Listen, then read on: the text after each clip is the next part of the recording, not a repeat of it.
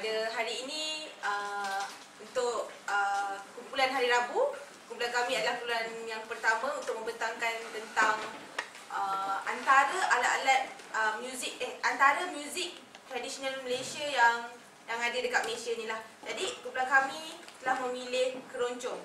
Mungkin ada di antara anda yang mungkin familiar dengan keroncong ni, dah pernah dengar, dah pernah tengok. Mungkin ada juga yang tak pernah tengok, tak pernah tahu langsung tentang apa keroncong ni sebenarnya. Okay, kami akan cuba terangkan dan bagi sedikit penerangan lah kepada anda.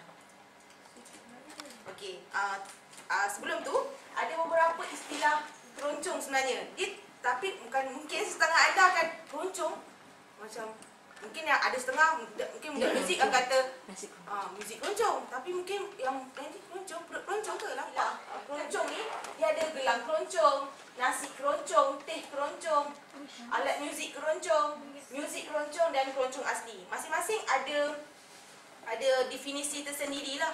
Maksudnya kalau macam gelang keroncong tu sebenarnya gelang biasa, tapi dia dinamakan gelang keroncong. Istilah-istilah macam perut keroncong kan, faham kan? Perut keroncong, perut lapar, macam tu lah.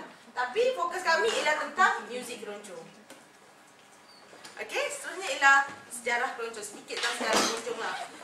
Sebenarnya ada pendapat yang mengatakan keroncong ni berasal daripada Portugis.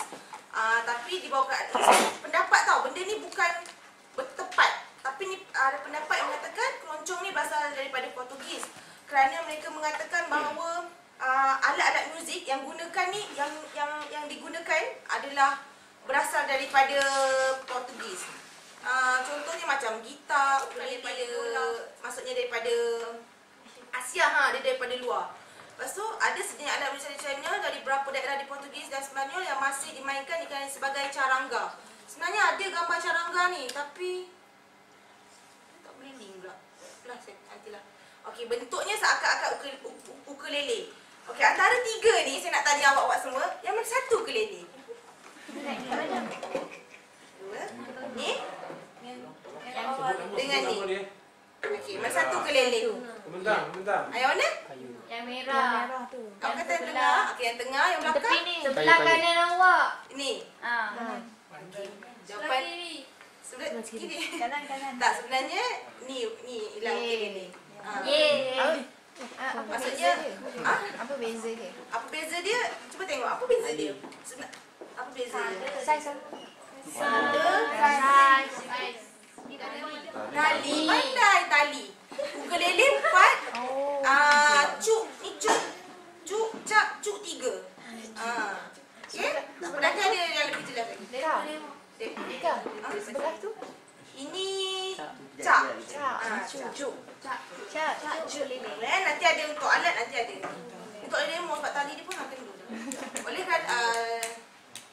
Oleh kerana alat ni sangat dominan dengan cara main ukulele, maka seni ini dikaitkan dengan seni muzik dari Portugal. Tapi ni ada satu pendapat lah yang mengatakan benda ni tak ni. Lepas tu kemasukan seni muzik barat pada itu mulanya telah tidak diterima oleh peminat-peminat muzik Jawa. Jadi tidak ada mengalami pendedahan pada muzik asing itu ada bentuk. Okey. Pada awalnya sebenarnya alat ni macam banyak ke arah Jawa sikit tau. Sebenarnya orang-orang Jawa yang banyak suka main keroncong-keroncong ni apa semua kan. Pada awalnya orang-orang Jawa ni tak boleh terima. Ini kan alat-alat luar kan, tapi lama kelamaan orang dah mula boleh terima dan dia mula belajar dan masukkan alat-alat ni dalam inilah. Pengaruh dan ingin belajar tentang alat-alat ni semua. Lepas tu sama dimanfaatkan. Lepas tu alat-alat muzik barat ni punya fungsi dan bunyi yang hampir sama dengan muzik gamelan. Gamelan kan berasal daripada Jawa kan. Jadi alat-alat ni bunyi dia tu ada hampir sama dengan muzik gamelan. Jadi inspirasi daripada itu maka terhasillah muzik keroncong ni. Akhirnya kacukan antara alat muzik barat dengan gamelan ni melahirkan sejenis muzik yang dinamakan keroncong. Okey, salah satu jenis gamelan yang dikenal apabila dia terdapat di Sunda dan Jawa Barat dipanggil gamelan degong. Kita dengar sikit bunyi gamelan degong. Gamelan degong ni lah yang apa katanya bukan melantu, dia bunyi dia tu seakan-akan keroncong.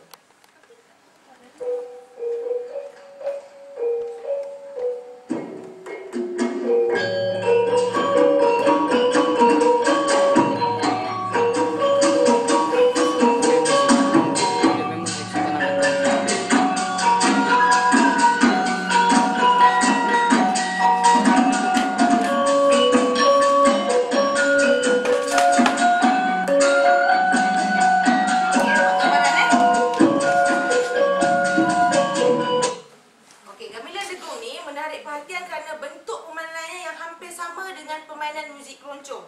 Dari segi peranan alat yang digunakan dan rentaknya. Okay, alat-alat muzik yang terdapat dalam gamelan degung ni ialah suling. Suling.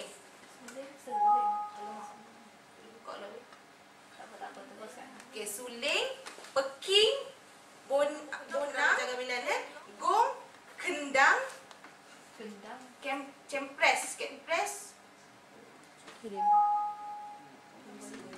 kecapi, alat-alat tambahan lah, kecapi, rebab dan juga gambang. Dia kata dalam muzik gamelan degung ni terdapat beberapa aspek yang sama dengan muzik keroncong ni. Antaranya ialah muziknya yang bercorak sederhana dan juga lagu-lagunya. Dari segi permainan pula, muzik gamelan degung punya cara yang lebih teratur dan jarang-jarang diubah. Maksudnya kalau main macam tu lah main dia. Tapi kalau keroncong ni, kalau kita dengar, dia ada lenggok-lenggok dia tak adalah main straight ikut betul-betul note dia kan. Dia ada lenggok-lenggok dia, itu yang membezakan dia. Kalau gamelan ni kita main satu-satu macam ni, kita nak lenggok-lenggokkan dia kan. Tapi keroncong ni, dia ni. Masing-masing menggunakan counter melodi dan improvisasi dalam permainan. Kita menggunakan percubaan mainan gamelan dengan menggunakan alat muzik barat.